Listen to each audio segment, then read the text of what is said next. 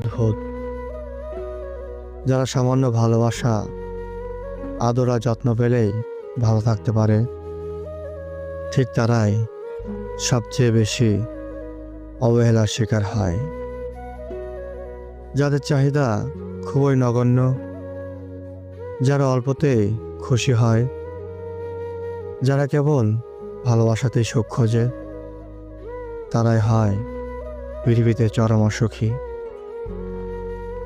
খেয়াল করে দেখবেন, আপনি যাকে পাশে পেলে কিংবা যার সাথে কথা বললে ভালো থাকবেন, ঠিক সেই থাকবে আপনার ধরাছোঁয়ার বাইরে। আপনি যদি একজন চঞ্চল কিংবা রসিক স্বভাবের মানুষ হন, তবে সম্পর্কের অপর পাশের মানুষটা হবে বড্ড বেরসিক আর গম্ভীর স্বভাবের। সামান্য ভালোবাসা, আদর যার চাহিদা, তার চাহিদা কখনোই পূরণ হয় না।